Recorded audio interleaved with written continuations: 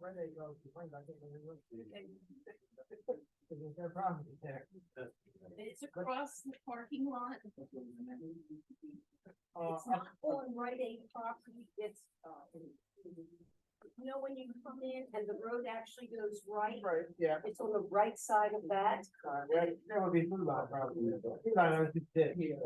Okay, all right. So, yeah. I'm gonna talk to my. Thank you. It's very loud yesterday.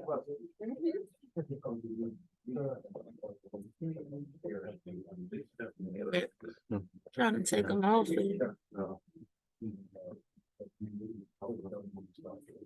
John. Folks, I'd like to call this work session meeting for the town of Prince Stan with August 21st, 2023. apologize for starting a minute late here, guys, a couple minutes late, but I just had to get a couple more things organized. First of all, we're gonna go ahead and do a pledge of allegiance. I pledge allegiance to the flag of the United States of America, to the republic for which it stands, one nation, under God, indivisible, with liberty and justice for all. Thank you. We will now, a moment of silence. I'd like to let everyone know that we had a former commissioner pass away this past week, Mr. Donald Price, and we'll just keep them in his family. He served back in the early 2000s, late 90s.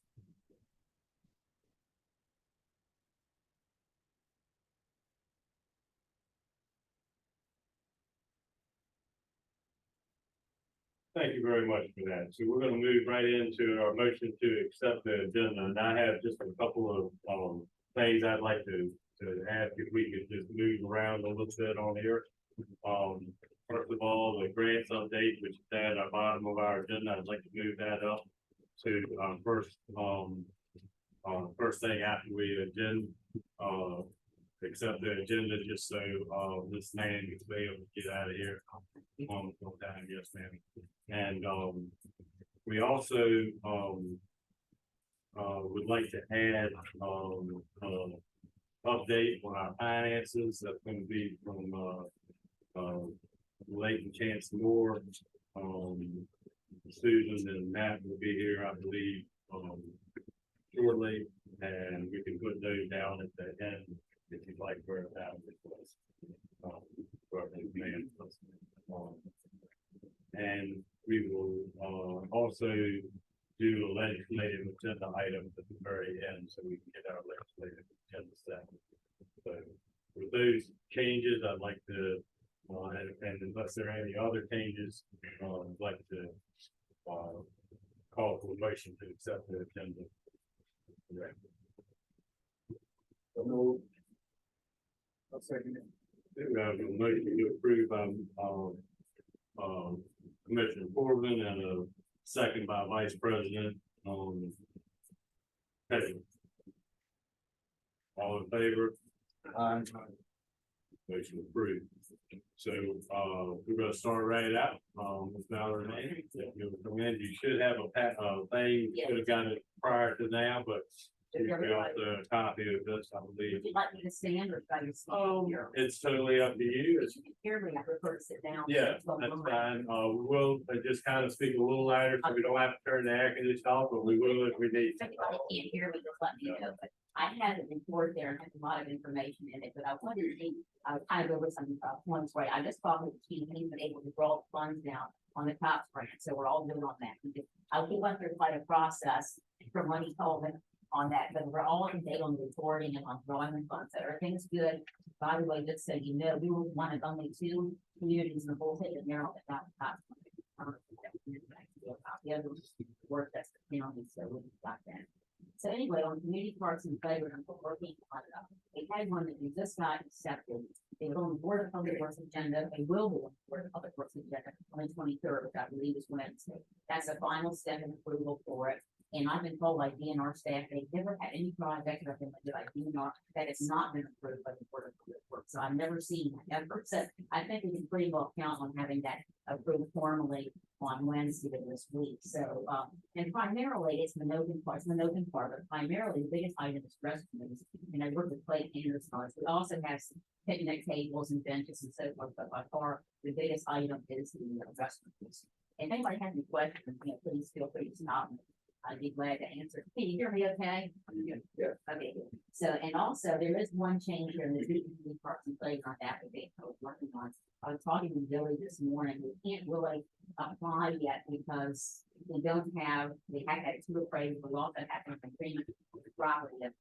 Billy, you mentioned something about a third item of the environmental report. We have not started that yet. So we have not incurred that expense. But so he said to me about talking to the new town manager about finding alternative sources of funding for that particular project. And so we can only apply for the land acquisition first on its own, but we can't now that we do not have a deal with the property. And in fact, appraiser told me she couldn't even get up to the property.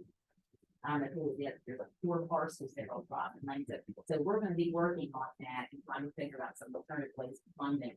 There is a possibility this land for a conservation fund. Maybe. Okay, I'm sorry, go ahead, go ahead, I was gonna finish that. say that I'm still waiting to hear about whether ARPA money can be used to match the land for what we already have. But I don't think it will be, but I'm still waiting to hear formally. So we've got a small chance on that, on the ARPA money. being used to match. And I just want to clarify for everybody here, what we're talking about is a new playground we've been trying to work on, figuring out how to do over in the, Somerset Landing area. Right, We've been kind of discussing, so Valerie has been trying to research ways that we can use, grant money to get that program or that part in the works, so. so we're still working on that. Okay, We will be working. And so also the community legacy, we got a grant of $75,000 for a facade program in the town. So I wrote some guidelines and an application, and I know the town is going to be going down Main Street, actually giving this out to various businesses so they can see if they have a chance to, or want to apply for it. And I think that's the best way of doing it, rather than going like social media and that sort of thing. Going directly to people that are eligible for it. So that's primarily it. The critical areas I've been asked to work on that, but we haven't gotten anything started on it yet. So I'll be glad to help and do anything else that we can or what we do town manager. But that's kind of what we have going right now that I'm working on. And Ms. Johnson, I know you talked about reconnecting communities. We had a conversation about that. And I think the neighborhood, the NAE program might be more appropriate for that. And he talked about maybe I talked with Joey about possibly funding, asking for funding for an overpass or tunnel connecting the west part of the town with the eastern part of the downtown here. So that application due September 28th. It might not be a bad idea to kind of maybe make a decision on that or come up with some kind of price or cost estimate on that as well. So, but that would be the one thing that's into that. So that's pretty much it that I have right now. And for them some kind of any funding opportunity that comes along, I'm letting you know about. So if anybody had any questions, I'd be glad to answer.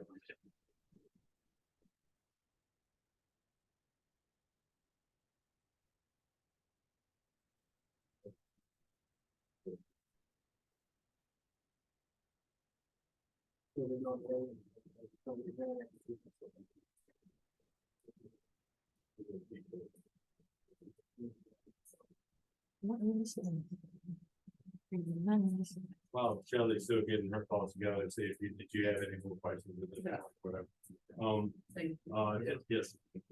I just wanted to, have Valerie come in. There's been a lot of things working in the last few months, since Clayton left, that she's been on top of trying to get these grants written for us or coming up with any new ideas, and she's there. If we find something, she's there to help us explore those opportunities and stuff. We really appreciate that. And that's how a lot of times we wouldn't know about it if you didn't tell us, or if we happen to hear it, we don't know whether we qualify, unless we got someone we can ask. Right?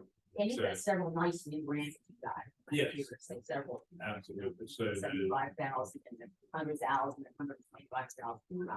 So I'll let you know about anything else that does come up as we go along. So as we move forward and we are able to get a town manager on board, we'll be making sure they can take the bull by the horns here with Valerie and move those forward to get us more information on different things. So anyway, there's no other questions though, Valerie. I appreciate you coming in. I think that was a good update for everybody to give them kind of an idea where we're at with these things. So, I got to see some folks I haven't seen in a long oh, time. good, good. Like old home week. We're certainly glad to see you in person as well. Well, thank you very much. I appreciate you all having me. Take care. Bye-bye. All right. So our next item on the agenda is, President Commissioner Carter change the recall for the commissioners. Now, you should have gotten today, I believe, if not before, I think maybe last week it was sent out as well. There, what is that, right? July. Okay. So there was a particular question that came up last time we wanted to talk about attendance for meetings, for commissioners and meetings. We want to make sure that if you're an elected official, that you're coming to our meetings and doing the things that we need done to get the work done for the town and, so. Anyway. Paul, what can you tell us that we can do? What can we keep moving forward on? I think where we are is, commissioners have passed two things. One is forfeiture of office division. The second one is recall. So we looked at many other towns, how they go about it. So what you have here is sort of distillation of what other towns do.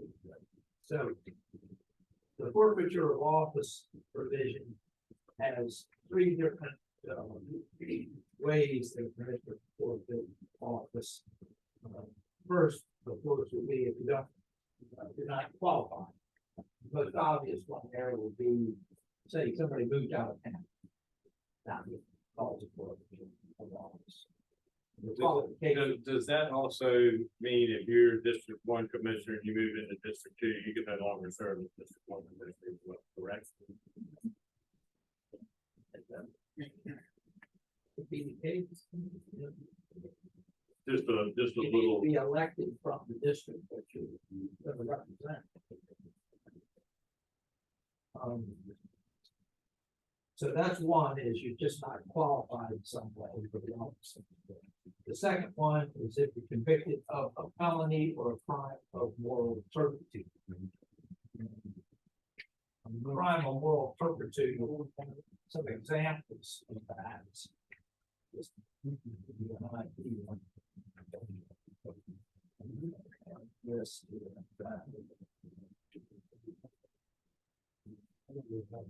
Things like murder, voluntary manslaughter, kidnapping, fraud, theft, robbery, drug crimes, abuse, spousal or child. Those are examples. Crimes of moral turpitude.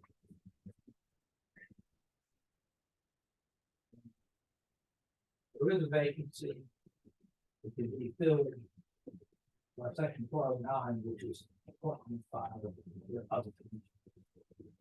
The third one that's on this is consecutive legislative work session meetings of commissioners if you fail to attend without being excused by a majority of the other commissioners. So that's an attendance. So that's a summary. Those are kinds of provisions in other towns. and at this point right now, what, if any of those provisions are in our code? None of these are that we talked I about. don't have a forfeiture. Can you explain, section 415A? I'm just getting ready to go. Okay. Okay. So forfeiture of office at one discussion point. The second one is a recall provision. The idea here is the commissioner's in office, but the citizens decide that they are not happy with the performance of that commissioner, so they initiate a recall petition. And They meaning the citizens. this is. So the recall thing would not come from the commission. That No. would have to be from- No. Just clarifying. make sure. And it's by district. So there would have to be a citizen initiating this in the district where the commission is from. So this will only be the citizen in that particular district? Right. Yep.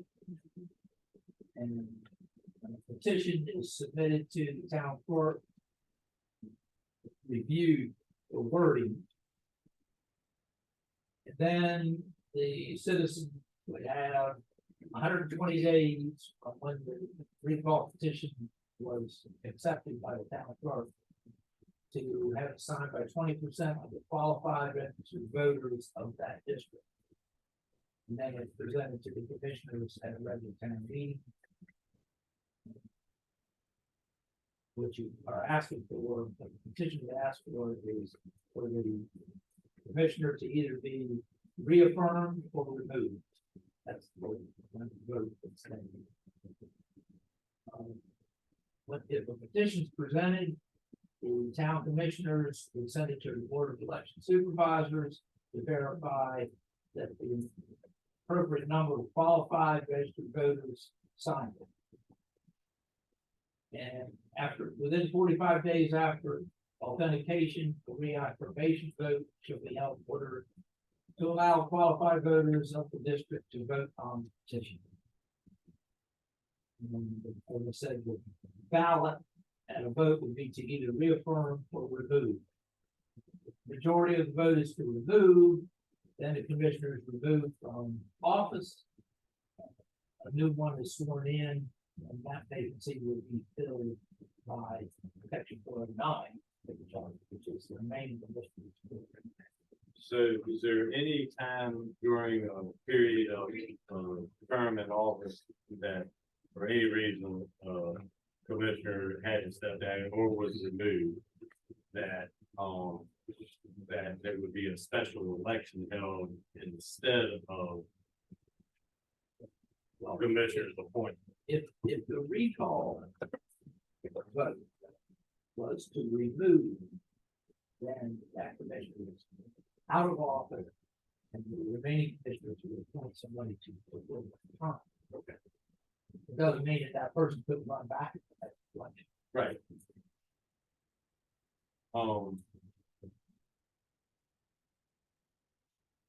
The part about how many times you miss a meeting and stuff like that, is there a specific number that's in someone else's that we could go by, or what could we decide would be? Well, what's in here is 3 consecutive legislative or work sessions without excuse, accepted by the majority of the other commissioners. The number 3 is in other town codes. So that's a standard kind of. Well, that's Starting what's point. been used in other places. So technically, well, like a month and a half. Yeah. It'd be 3 consecutive meetings, which would be over, say, 6 weeks. And in the example you're giving us, what happens at that point? Or that they can be removed, That's a forfeiture. forfeit your office? Like that. Does that be excused by at least? Majority of. Right. Say the commissioner said, I had a reason why I put the, I had the money, I put the doctor orders. Well, that would be presented to the other commissioners. But you gotta have proof, though, you just can't say it. Right. Now that, the commissioners that are present, or the one that's asking to vote to it. The commissioner that, has one that's missing, one vote, he doesn't vote at all. As far as, No, he would not, it would be excused by a majority of the other commissioners. and can he challenge that? If he said, or she said, oh, no, that's not right, or whatever. Well, let's say that, it was a situation where there was a valid excuse and the other commissioners didn't accept it. I suppose that, you could have a court review whether that was an arbitrary and capricious decision by the other commissioner.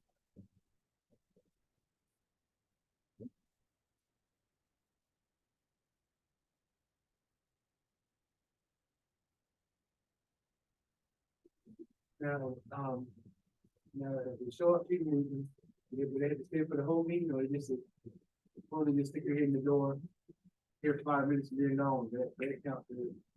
Well, it says attend, so I think, he attended for 10 minutes and left, that's 10 minutes. It doesn't say, again, if you want to make it attend the entire meeting, we have to change the words to say. Good point. Like you gotta go to the street where you need to leave. Yeah. Little, Right, family emergency. right. It should at least happen, at least happen. But you're talking about it has to happen 3 consecutively times, so that's getting to be a habit rather than. And the way it's written is, say, the 2 meetings were skipped, but then a third one was attended, that would start with a numbers all over again.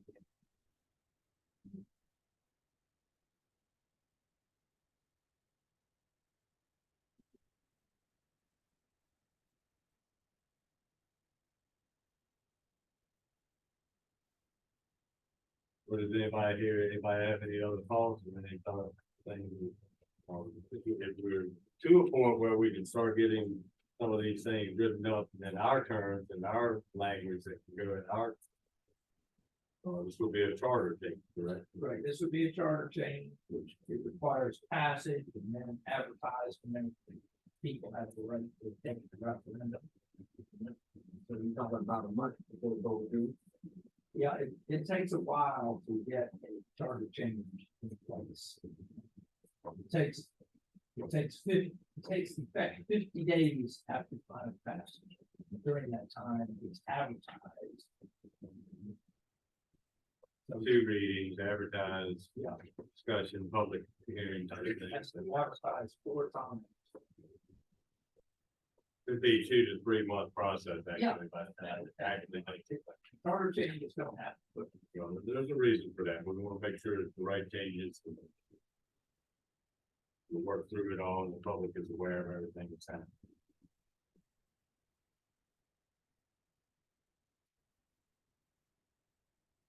Any changes?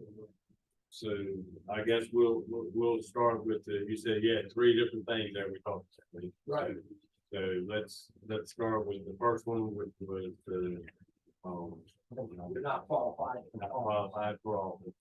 The consensus here that we have some wording put in our charter that would address that situation. If it's not there. The qualification. Qualification. I think that's. I believe it is too, but I'm not sure. We could look at the wording, make sure that's worded correctly.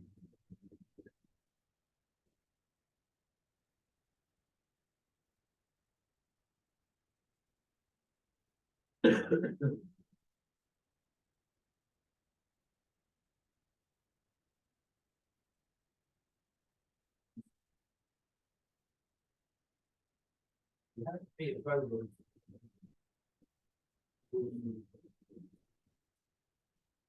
A commission. So you have to be at least 18 years of age. And resided within the corporate limits of the town for at least 30 days. And registered to vote. Qualifications. For voter location. Do we? You can't be a commissioner, not a voter. Right, do we need to specify, well, I mean, I think it's obvious, but if you live in District 1, you run for District 1 or at large. If you live in District 2, you run for District 2 or at large, correct?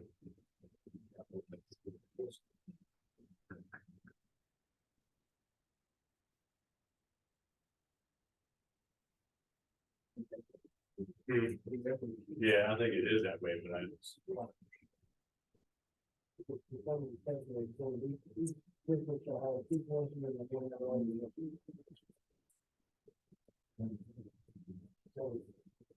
If you're a commissioner from the district, then that's limited. If you're at large, then Anywhere in that. Okay. So you think that's pretty clear in our charter as to how the qualifications go? Okay.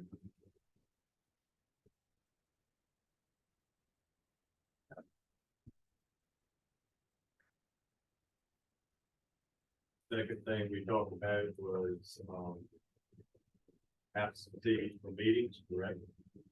the second thing was conviction of a felony or a crime of moral turpitude. Not that example. And that is not in our charter. That is not in our charter. No, that's what.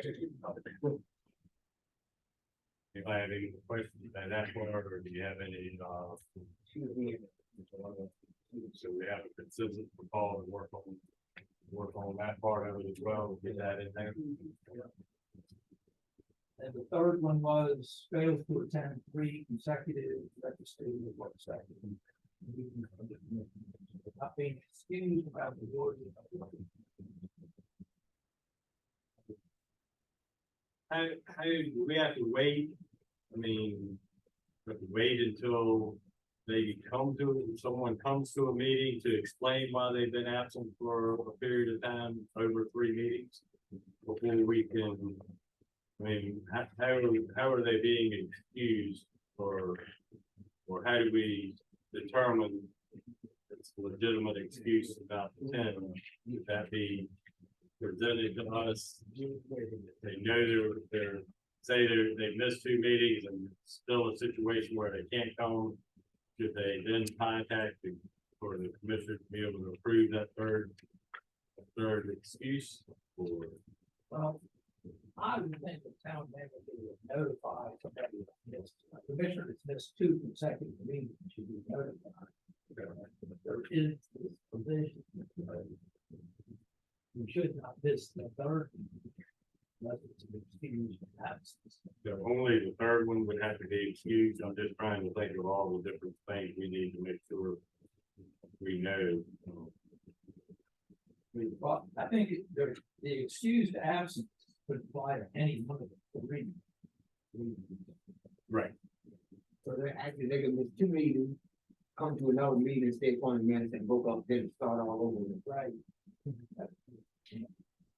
Or could we get some wording that would say, so the excuse, but also could we word it some kind of way where we have to communicate it, whether it's excused or not excused. So versus us just not showing up to a meeting and no one knows that you wasn't coming to the meeting. So can we put some wording in there? Something along the lines of that, the commissioner must present the excuse. Or present the act in general. Like, we can't just not show up. Like, even if it's not, like, I just don't feel like that, if that's what we wanna say, then we still have to communicate that. Like, some kind of wording to say, I won't be here today, When you're talking about any, for any meeting. I mean, we can put some wording in that. whether, whether we agree to excuse it or not. I think I hear exactly what you're saying because most any time that anyone is missing a meeting, they're letting someone know we're not gonna be there and this is why. And Right. Emergency came up.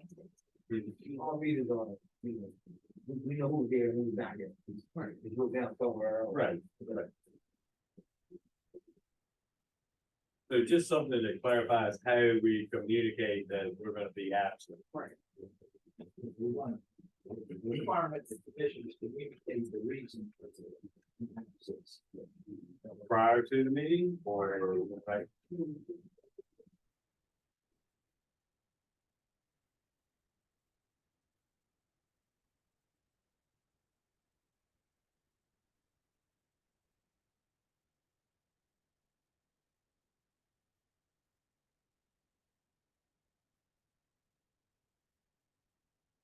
And anything with the recall, we have a recall in our charter, right? We're not. No.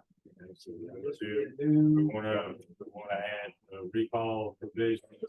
And I think I don't know if you guys have any other ideas, but let's talk about it. Is there anything other than what he was talking about? That's pretty standard wording for recall petition qualification or allowance in the charter, correct?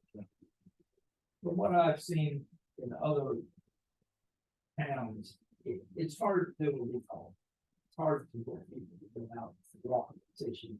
And in 120 days, that's a fairly tight.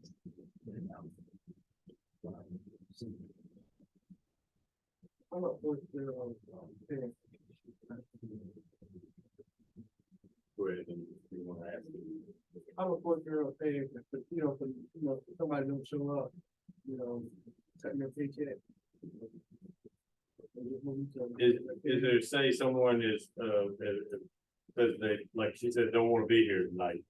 And that's what they communicate for one time, just to any excuse. And can we in any way dock their pay? Or if they miss their meeting, do we say, hey, well, the town's not gonna pay you as a professional, you're not gonna be here. Yeah, because, the people are paying our salary. You know, to do a job, and if we're not here to do a job, any other job, you get docked. Uh, That's not a forfeiture issue, that's a payment issue. I think we'd be into the different sections of the charter. If you want to have that. I think it's just a different section. So could it be worded something about any unexcused absence, as decided by the commissioners, was an unexcused absence could result in the forfeiture of that partial part of that month pay, or that amount? But you miss your three, you miss your three, that, right? You know, I don't know, word some kind of way. Yeah, I could work up some language like that, figure out what section to put it in. Well, I think that's important too, because like you said, this is our taxpayers' money here, and we want to be as good a stewards of that as we can. You're- That would be meeting by meeting. You happen to be here. You gotta have excused absence. Yeah. It's an unexcused absence. Well, that was just my question, do we do it per meeting, or is it after, like, I think it's like a family, instead of, you know, you just get docked, $50, $100 for every understood meeting or something like that. Come up here. You donate, Want to make it not the whole pay. yeah, there's an understood, that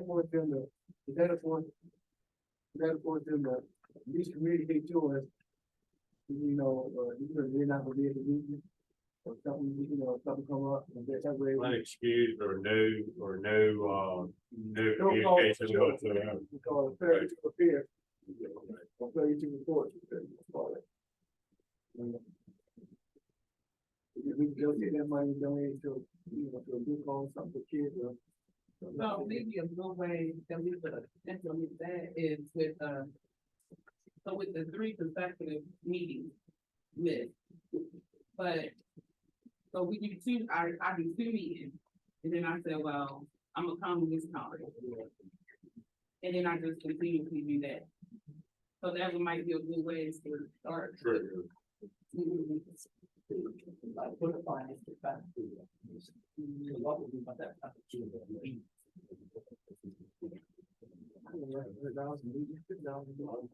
$100 get your attention, right? Yeah. For them.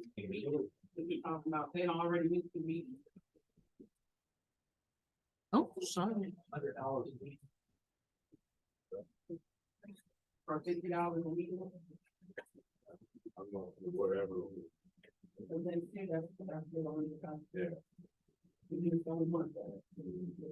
Let's put it down to 75. 75 a meeting, Up to you, your call. 75 first 2, and the third one that's out of here. Is that it, right? So, you could be doing- I think we gotta have something that, obviously, Let's I think- understand, understand. yeah, I understand. Yeah. Well, Let me put some words on that. okay. So this is where we gotta be, guys. We gotta decide which one, where we're going, want to address it, so Paul can get those together. I think this is good. We're all on our way. Any other discussion about that right now? We're good. We'll wait for Paul to come back to us. All right. So we also have some requests for new stop sign locations. I'm gonna start with Debbie Farah first.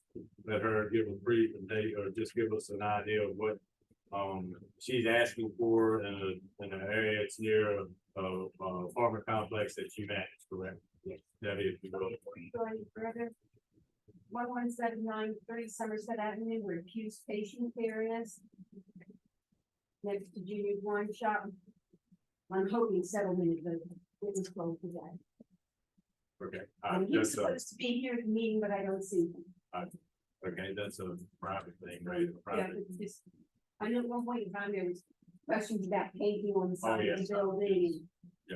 Okay, I manage Somerset Park Apartments on Ann's Way in the north end of town. It is a 45-unit apartment complex with 4 buildings. It is a family residential type of situation where there's families with children as well as single people, older people, younger people. I do have a number of kids out there who walk to school every morning, and they walk down Ann's Way and turn onto Harvey Russell Road, which is just up from the Dollar General store. And I'm requesting stop signs at the end of Harvey Russell Road and Ann's Way where they meet Harvey Russell Road, so it will be a 3-way stop. I've been there many times when people come flying in from Harvey Russell Road. Don't look, don't stop, just keep on going. Have no insight as to whether there are children or adults walking down the road. I have a number of tenants who are handicapped, who are in wheelchairs, or use walkers, or have a cane, or some kind of disability. That makes it very difficult for them to get off the side of the road into the grass, so they walk on the hard surface road. It's risky. So I'm requesting stop signs there just for their safety.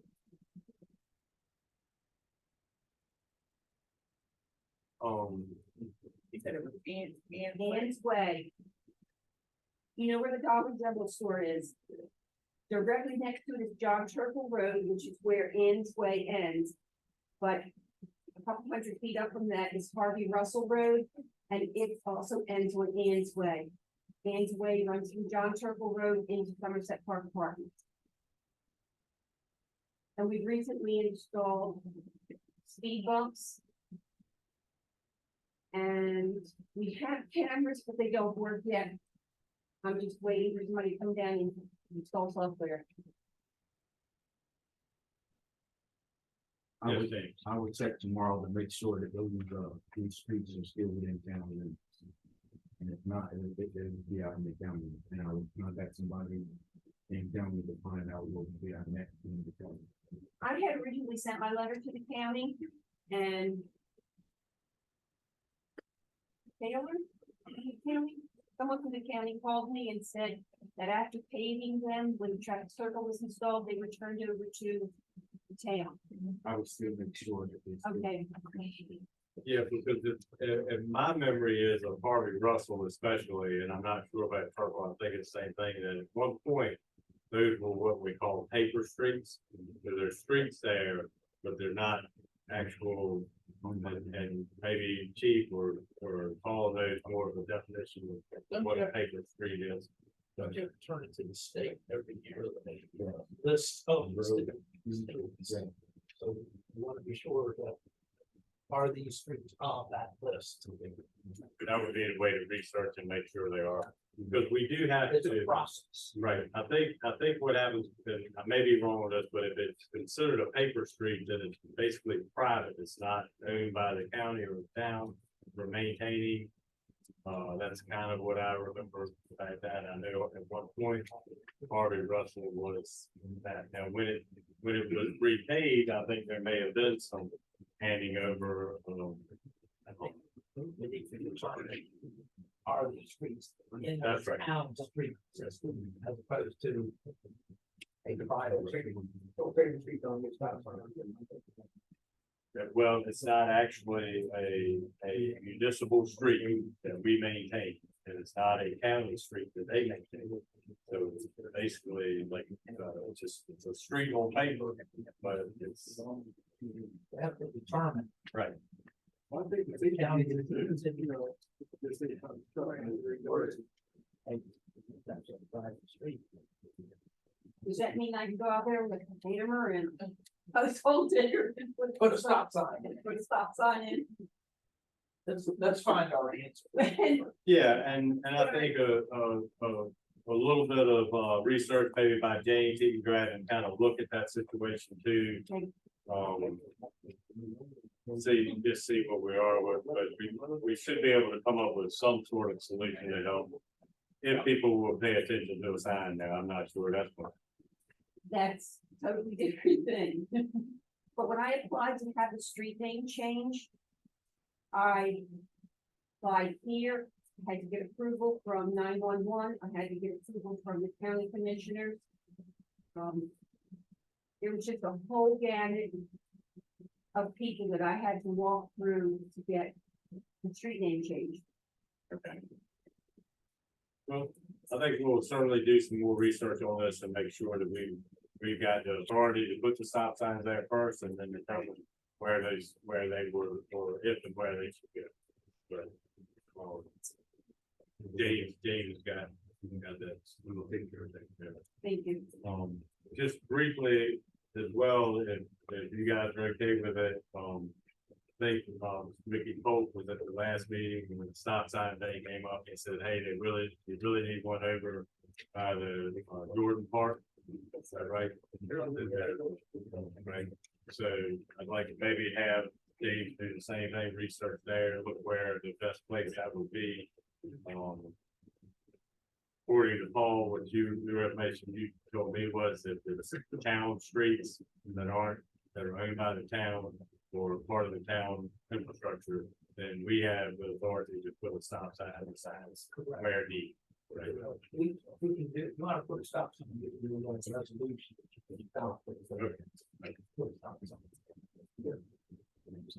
Very good. So we'll move that. We'll give you till the next work session in September to kind of give us a update on that. I know we're getting close to school starting again. That's when we're gonna really get busy. But I think that's as quick as we can do it unless we wanted to try to do anything before that fall work session item. I would say, if you wanna do it, you can do it, and we'll do a little resolution. Okay. All right. Thank you. Thank you, Marla. What's that landing drainage, Josh? You not see Josh in the middle. We're gonna give him a little more time, maybe he's running late, but I'm gonna take him off here yet. I have not heard anything to the contrary from him, that he will not be here, so. Citizen Merit Award discussion. Anybody got any, nominees we wanna, I got Brian there. okay. Corbin, who you got? Brian there. Brian Laird? Yeah. I'm sure most everybody in the room probably knows Mr. Laird. Go ahead and talk about it. You know him forever. Yeah, you know, it's in high school. Brian there is a really, really good dude. He's been coaching Washington High for years. And he takes his own money or his pocket. Keep the field done, cut the grass over there. He have on occasion bought kids a bat that didn't have a bat. When we had these functions at the park, over behind the Civic Center, he always got a boot. The stuff that he sells, he flies out of his pocket. And he puts it back into the ball field and stuff like that. He started the little league program. You know, we had a walkathon, and he came by and seen it. And he stopped and said, well, the y'all got elder people that might get tired, I can go back and get my bus. And that's what he done. He went back and got his school bus and trail bus. You know, for anybody that got tired. He's a real good guy. He'll try to help anybody. And I think he deserves it. I'm gonna award. Agree with that, anybody with that? All right, we'll get something written up and we'll do that for our next, we'll try to have it ready for what, September meeting probably, we should be able to do that. Those things be perfect. All right. Moving right along now, we have, Earl. Let's here with, First State. So our first thing I'd like to, Earl, to talk about is we have, currently have a contract with, or had a contract with him to do our building, plumbing, electrical, mechanical, related inspection services for the town. And that needs to be, updated as far as, renewed. Or is it, and Earl, you can tell us how long that is or whatever, but we'd like to get a consensus tonight. I've got a couple of copies of this. It was emailed to you earlier, but I've got a couple of copies of it. Pretty straightforward. He can give us an overview of what that is. So we can go ahead and get that, get that approved for, to continue with that work. So Earl, give us a little quick overview. I know you were here before, but what that particular contract covers and how the work that you've been doing to work on that. Absolutely. So thanks again for having me. So in the summer of 2021, we were contracted by the town to take over the code enforcement for new permits for any work done in the town. That covered building permits, plumbing, electrical, and mechanical, the HVAC stuff. At that time, we went into a one-year contract, which basically expired last summer. We've continued doing the work. You know, we think our reputation preceded us, and we had a good relationship with the town, so we weren't really concerned about it. So we've been in the town now for 2 years. It's probably a good idea to get our relationship memorialized in the form of a contract. So you do have that revision and updates there in front of you. What it is written as a standard 3-year contract with the ability to renew after that. And that's just kind of what we entered into as a standard with a lot of municipalities with which we work. And now we've been in 2 years, I would hope that there would be the comfort level with us. Anything really big changes from this contract and the previous contract as far as, that would be different than what you've done before? As far as contract language, no, not necessarily. There are some rate adjustments. Basically, the rates that we came in with in 2021 kind of been in place for us as a company since 2014. So they needed updated at that time, and then certainly what we've gone through with the economy and such over the last couple of years necessitated some change. But from a contract standpoint, I think it's almost exactly the same. Is there a huge increase in the rates as far as like 50%? No, no, I would say on average it's 10 to 12% from what it was.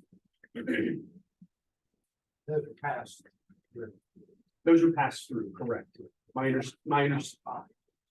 understanding is when you issue a permit to a citizen, you collect your permit fees and you also collect our inspection fees. And then we bill the town and just pass that to us. Very straightforward. Very similar to what it's done already. And just for me, I've said this before, and one of the reasons why I kind of like this situation for us with this contract, or having First State come and do these things, is that just like we said, it's a pass-through thing. So if a citizen or a resident or a homeowner, property owner wants to do something, then that person is paying for the cost of that to be done. And there's no, the town's not needing any of that cost. Other roads are needing it. It keeps it pretty clean, book-wise there and that kind of thing, so. And I think it is fairly simple language, right? It's our boilerplate that we utilize. The couple of things that it kind of does is that it kind of clarifies that within this realm, if you will, the building, plumbing, mechanical, the HVAC, the new stuff, right, that we would kind of be exclusive for that.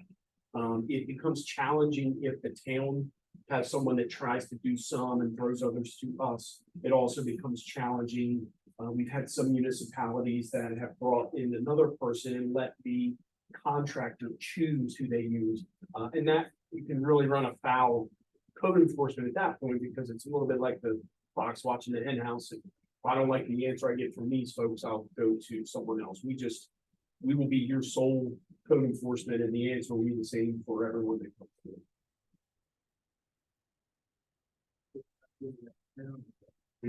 It's about down to Okay. Takes a lot of liability off the town, what it's saying. And frankly, right, the headaches and hassles of that enforcement of that code and trying to find, from a town perspective, trying to find one single person that has all of that knowledge to be able to do those things. It's very, very hard to find that today. You as first aid or a team of people that Correct. specifically have a inspection that needs to be done.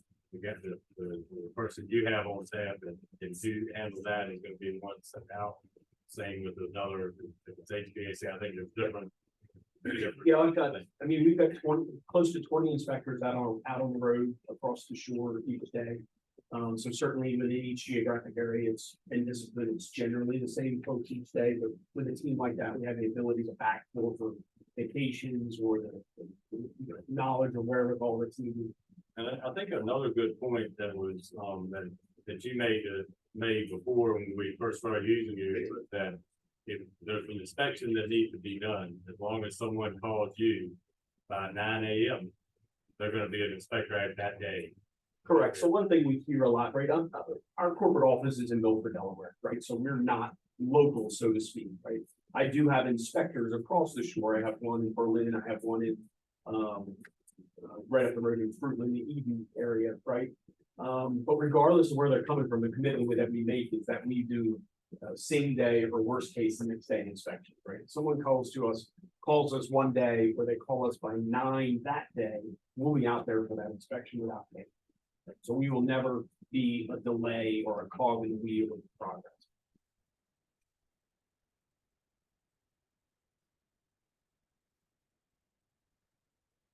Have any questions? We almost covered that. Right, right. But we just want to get this nailed down and make sure that we've got this on the contract or consensus to sign the contract. That's it. You have the consensus to sign it. It's an administrative piece of business. So I'll just call for a consensus that we move forward with this contract. Perfect. So if we got that consensus, we'll get that signed for you and get it back to you right away. The other reason you were here that really I think is, something we've got to really start looking for two pieces. One is the, rental and licensing and inspection program. Is that correct? Is that the way to word that? Sure. Yep. So we started a rental inspection and licensing program for the town. Probably early 2000s or maybe a little late 90s. It was done all in-house. We at one point, over a period of time, had some part-time rental inspection people that would come in and they would go ahead and inspect properties and stuff like that.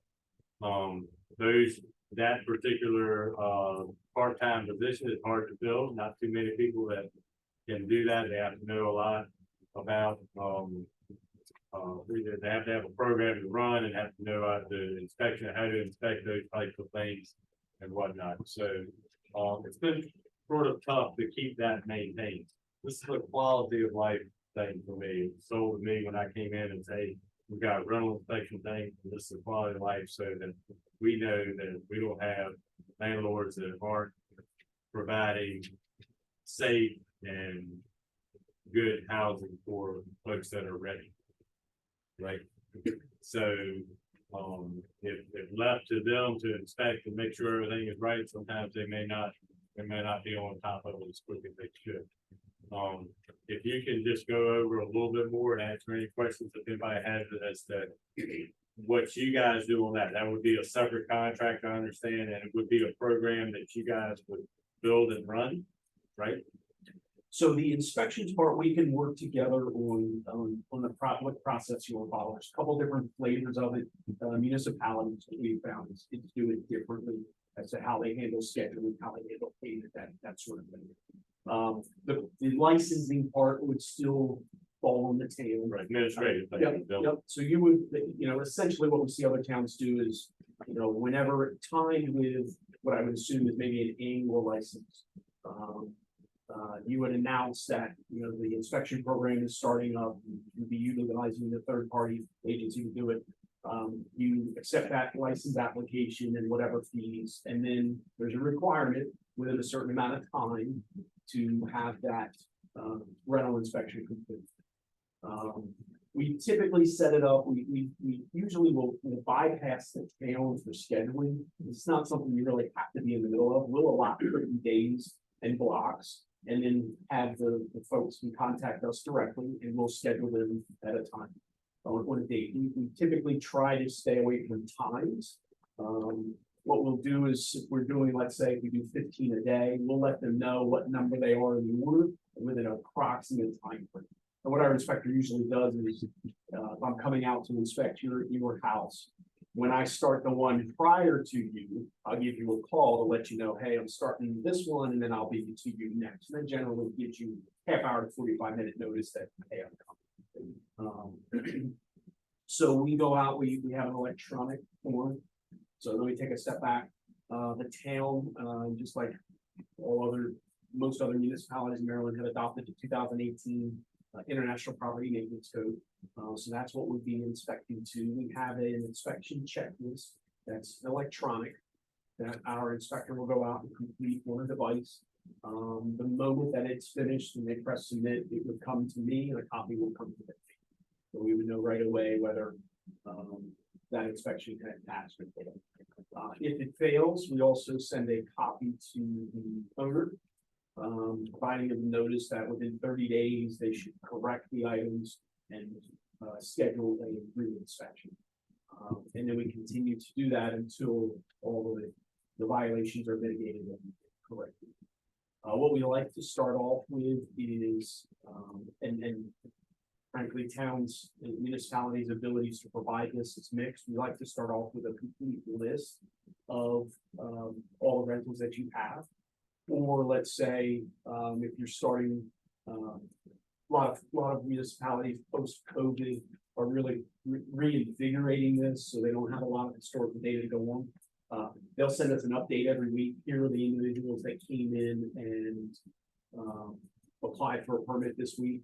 And what we build is this master sheet, so that as we go along, we can tell how many folks have contacted us to schedule, how many have we completed successfully, how many require a re-inspection, and then how many have we just not done. And then we can share that on a regular basis with town administration, kind of as a status or progress. Questions? Is that also, is that also, a pass-through type thing? So the person that's getting the inspection would pay for those fees upfront to have an inspection done. And, so at this point right now, we're giving you the work and once you complete the work, or once the work is at what point, that money would be collected from that. So we see it done two different ways. There are some municipalities that roll the cost, or at least a portion of the cost, into the licensing fee, and then we would bill the town for that. In that case, for re-inspections, what we generally see is that the re-inspection cost gets billed directly to the owner. So when the owner calls to schedule a re-inspection, we collect that fee before it comes out.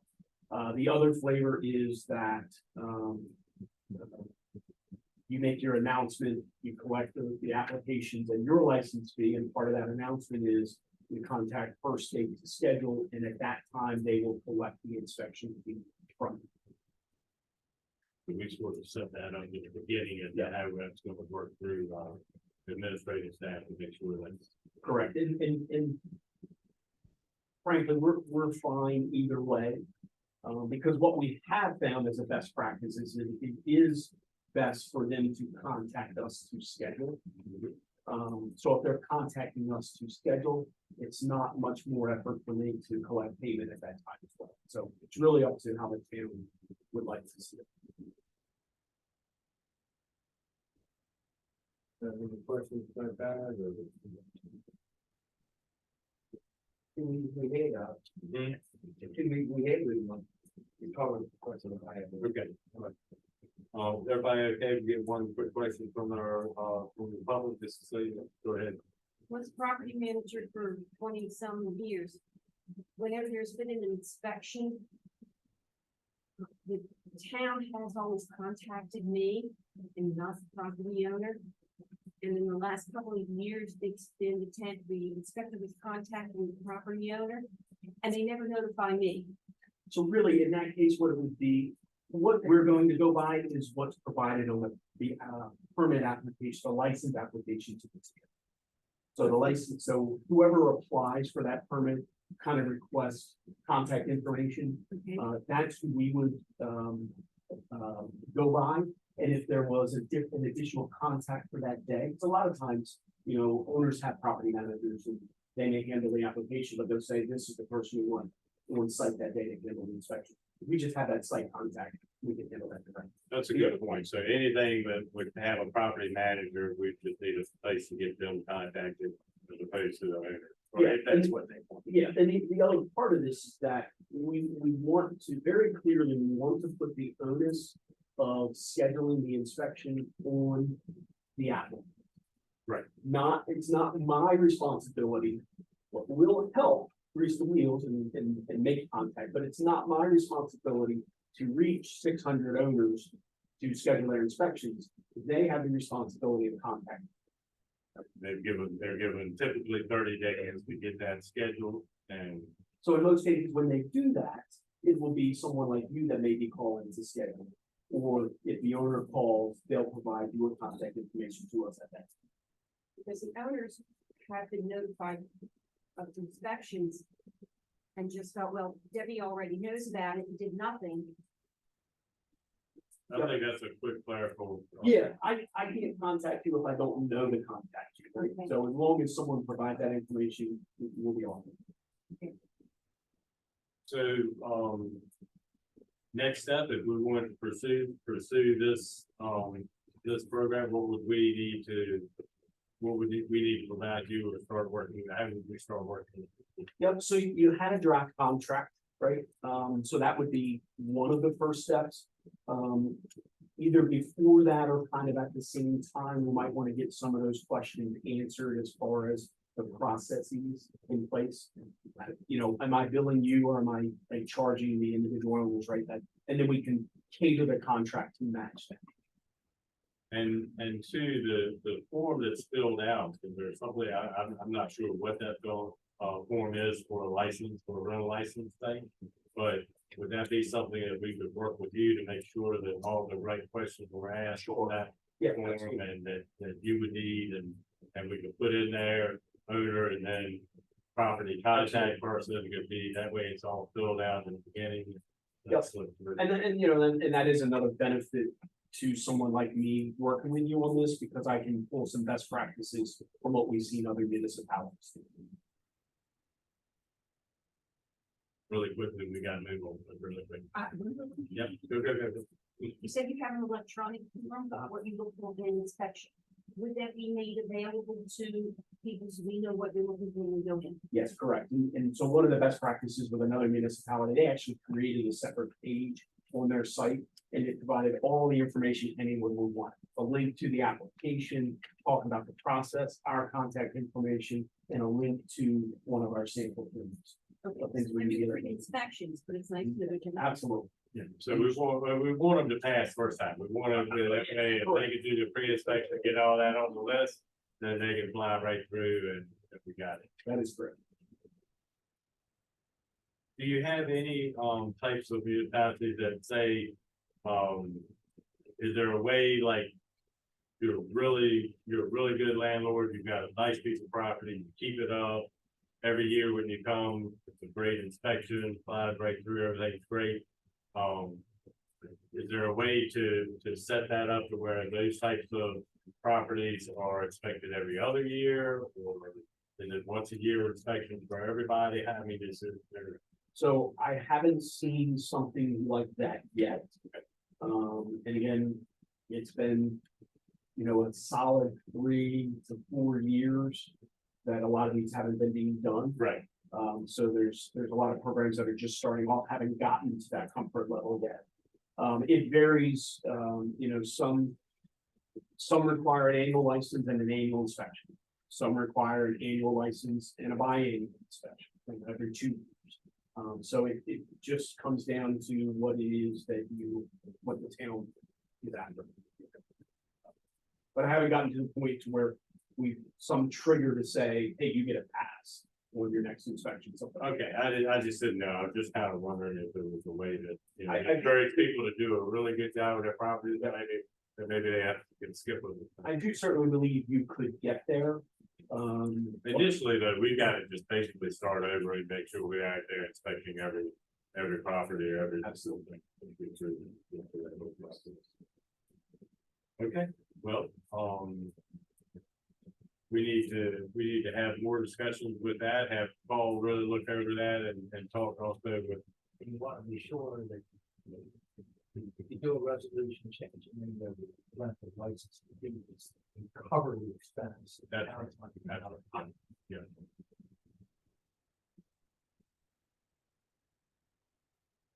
And, one other thing I just wanted, I talked with, Earl this afternoon about it a little bit, but is that, we're gonna have to really try in the near future to get more of our zoning, things done. He has also, they have a way to help with those types of, things. I think we talked about it briefly before, but, probably sooner rather than later, we need to start looking at getting something in place to make sure our zoning issues are handled through a third party in-house and not necessarily rely on state agencies to always be there to help us do those things. They're there, I think, as a answer questions, kind of help with certain aspects of different zoning issues and those type of things. So here again, same thing, it's a different program, different contract. And that, I think, is a little different in how it's paid for and how those things would come about. So just a brief little synopsis of what we talked about. Sure, so I remember this topic when we started 2 years ago. Remember we had met with Clayton and I had met with Somerset County to transition the building inspections back to the county with us in charge. And the zoning came up, and I think, at that time, what I remember was that Tracy Gordy's office, I'm not even sure what her office is called, right, but she was handling all of the zoning and was also anxious to give back the portion to the town. I think from a zoning perspective, you have some high level things and you have some low level things. The high level are those the critical areas, the floodplains, right? A lot of that stuff where her office, maybe if they're not doing it, they're at least involved in assessing it. But then you have a lot of lower level things that are just the simple zoning things, the residential, commercial, the setbacks, those types of things. When someone's coming in for a permit, that certainly someone within the town would be able to look at the town ordinances and to verify, yes, this is accurate, or these items need to change. And I think those are the things that would like to be given back to the town. We could certainly help with that. My vision with that for us stepping in, because I've got we do this for a couple other municipalities. I have a couple folks that are, again, certified through the ICC as zoning inspectors. My vision is, my local gentleman, Brian, who was here with me last meeting, we would devote some time every week, let's say it's a couple times a week, we stop in for the afternoon, any applications that have come in at that time, we can sit down, we can review, and we can assess. And then if it's passing the zoning part, then it could actually be moved on to the construction part, right? Where we can then start looking at the construction plans to get those approved. And ultimately, when those two things are done, the town could issue the permit, right? So I think we could certainly help with that. Brian is familiar with Tracy and Tracy's office to be able to have that good liaison relationship back and forth with the towns we have.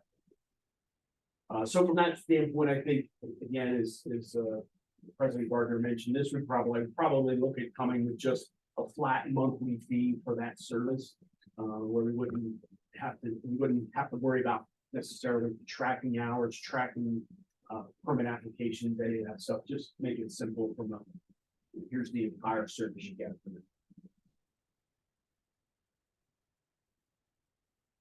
and if I may, you mentioned you're maybe close to having a new town manager come in. And get started, that's something we could certainly meet with the town manager and talk about those processes and get that in place at that level.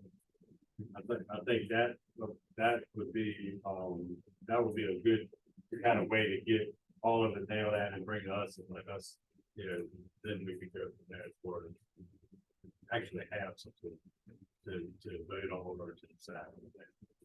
Because we can even establish, certain hours in the week that plan to be on site so that if someone did have questions or problems, they can come in and meet to discuss. But certainly to be outside of that, to be available for any discussion, any questions, anything. And once some of those discussions are kind of narrowed down what we felt like we would probably need, then we can kind of get an idea of what that monthly cost would be. Absolutely. You're correct. Any other questions, guys, on this? Good to proceed with the research on those two things that run profit. Okay, so that's, I think we've got a consensus that we're gonna move forward with trying to work on the rural program aspects that we talked about, as well as the thing. Certainly appreciate your time coming out again for us and being there to help us get through these. Absolutely. Any expertise that we have, you're welcome to take advantage of. Just need to let me know where that may be and we can discuss at any time. So thank you all very much. At some point, I don't know when that'll be, at some point, we will have a new town manager, because I cannot keep doing it. But at that point, that will certainly be something that they would be involved in as well. So Good luck with that. It is tough out there. yes, it is. So we appreciate that. Thank you very much. All right, well, we're gonna keep right on moving here. We've got, I see Matt and Susan have come, and they're here to just give us some little bit of financial, updates and how things are going in our financial, side of town. We appreciate you guys being here. Happy reports for you. This is the profit and loss, sorry. The profit and loss for, 2023, fiscal year 2023, and then, year to date for through July. Really, we haven't done much. What we do for the town is different, just, prepare them for the audit, basically. We haven't been able to do any sort of reconciliation yet for 2023 with the balance sheet, because the audit for 2022 is still in process. But this is where we are for 23. As far as the net bottom line goes, it will change a little bit because June highway user revenue hasn't been received yet. That usually comes in. So that will change a little bit, it'll be a little bit extra income there. There can be other changes based on the outcome of last year's audit being wrapped up, and then of course this year's audit. And all flows forward. Any change. So these are unadjusted numbers, unaudited numbers, I guess the better term.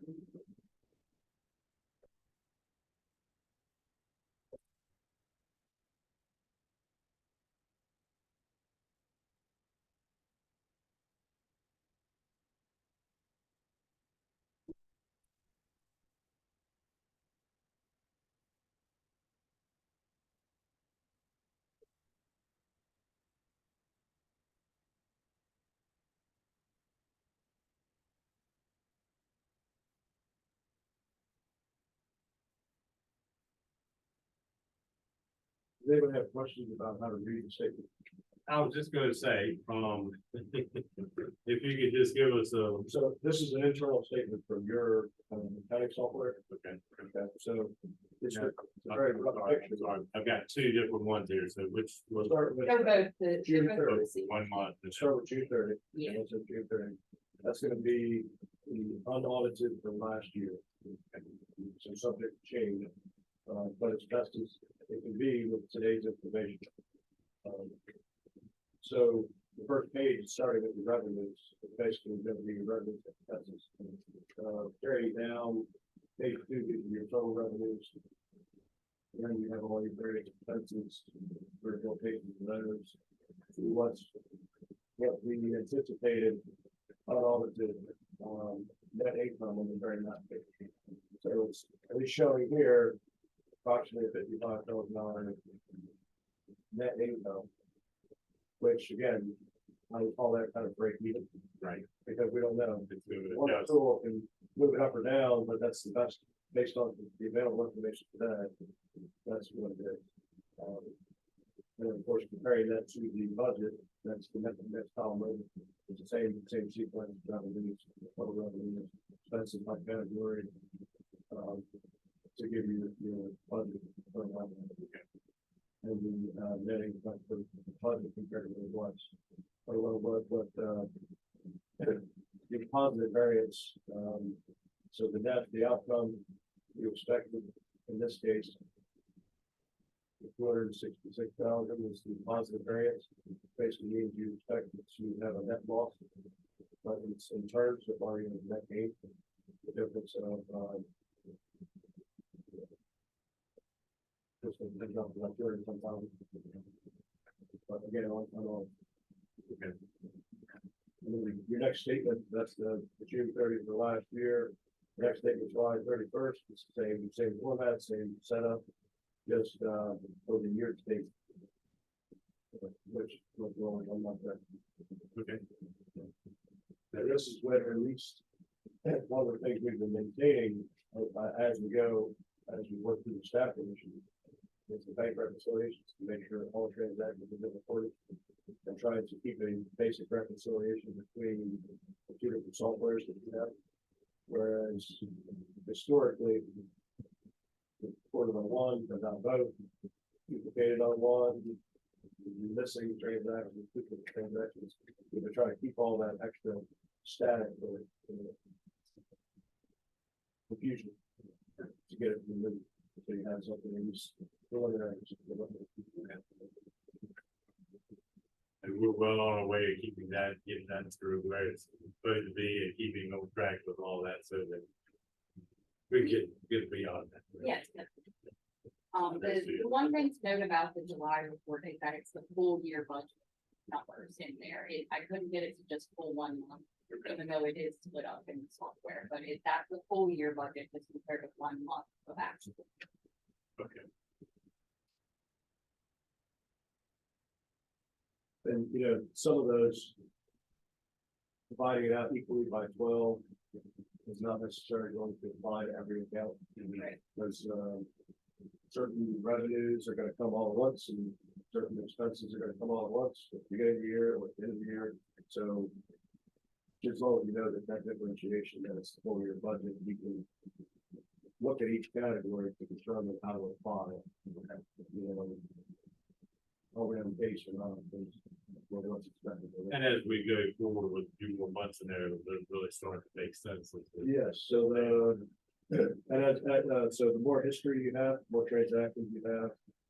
Right now, you see a lot of variations up and down, but as more time goes on, it'll smooth some of those curves. To give you more, let's say, realistic or more real time data to analyze and understand. Which at that point you can start making more anticipated budget amendments. If you notice an area that's short and road. Get those straightened out ahead of time before we get people. It's up to you to do it throughout the year, quarterly, halfway through the year, at the end of the year. And some municipalities do it after year end. After there, you kind of know what the outcome is, and then you just get it passed to gain compliance with the ordinance. It's really up to you. Those are the things that we certainly need to make sure we're prepared for, and this helps us. We're getting that in this. All right, well, as you heard before, at some point, near future, we'll have hopefully, we'll have a town manager, so we can get them on board with that, helping getting all this stuff straightened out through there as well, so. Looking forward to that. Very good, thanks, guys. All right, so I think that, the only other thing that's on our thing before we have to go into our closed session, guys, is the trash letter that you see that's in there. Once we have done our legislative and passed our, once we get these ordinances passed at our September meeting, we'll then be prepared to get the letter out to our residents on how the policy moving forward is going to be with the trash pickup part. So the guys are actually out on the street picking those up. You've seen this letter a couple of times. I think we've gone over and made a couple of little corrections. Paul, and you guys have kind of been in on that a little bit with us, right, to make sure it looks proper, getting the fences straightened out and stuff like that. So really, the only thing we need to do now is if you see anything glaring that you don't like about it, within by the next meeting, so it could be changed. James and those guys would like to start following this policy and getting our residents in compliance. We're gonna do, I think, a mailing to everyone, also just really educate people prior to stop giving, or to start where we're giving them the fines. We don't wanna give anybody a fine, we wanna give them a chance to follow compliance. But we really need to have our residents and the folks that are in town working with us to make these guys that are on the trucks every day, give them an opportunity to be able to get it done in a day's work twice a week. Here again, we're picking up trash twice a week. We really need the help of our residents to, and again, I'll reiterate, $140 a year for twice a week pickup. Little deal of anybody, you won't find anywhere else who get that deal. So we're just asking we don't want to give out fines, we don't have to send somebody out, putting posting on those. Just ask people, get you an extra can, make sure you got trash in there, it makes it easier for these guys to get it up. We're gonna have rodents, cats, so, we can, if we end up getting these things passed in our next reading, we'd like to be ready to send this out right away after. All right. So that, I think that's everything. Is that everything we talked about? Yes. Oh, sure. I have questions from the residents of our district. They were just wondering, number one, if anyone has considered whether you're going to do the senior tax credit again this year. Something you might want to put on some discussion so that, you know, I mean, I know they've done it for 2 years, they may not do it this year. I've had a lot of questions about it and I haven't had any, you know, I haven't asked. Also, just one other quick thing, thank you very, very much for putting in an independent requirement in, hopefully in the charter, change the charter. You may also want to consider that to remove the, attempt for someone to do an abuse of that policy where you have to have three consecutive meetings. They attend to, this to, attend one. This to, attend one, and it becomes a habitual thing. That you may want to put in a requirement for a minimum number of meetings that a commissioner needs to attend in a calendar year, which would make it so that hopefully they can't do that. Because it's not going to be a, you know, just a suggestion. All right.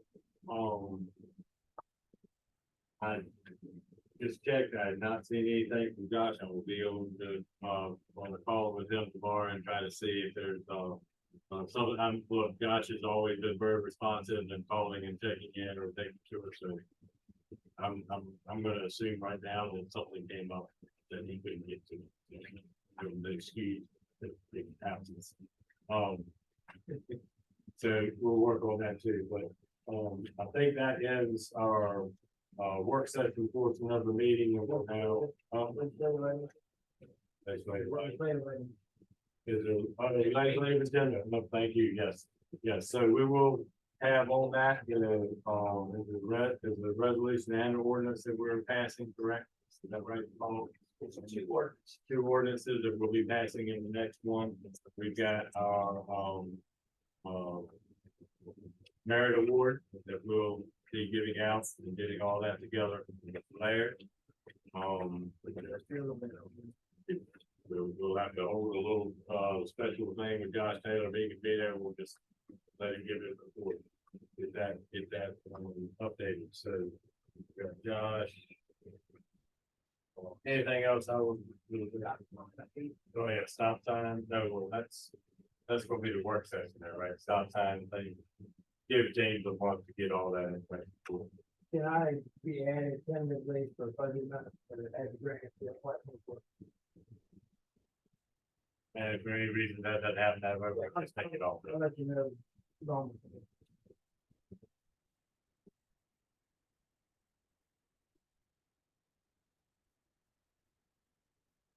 Is there anything else we can talk about? I thought there was one other thing.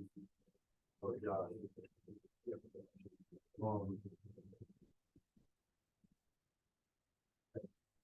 Obviously, we got a couple of days before we gotta get that active paper, but we'll go ahead and get that over, if nothing else comes up between now and then. For the legislature. All right. That being said, I'll call, or ask for a motion to, adjourn and go in or go in closed session. Oh, personnel and real estate. So, okay, Mr. Corbin, Carter Taylor is seconded, and we are now prepared to go into closed session. So thank you everyone for coming out. I'm gonna try to get the call and help somebody draft.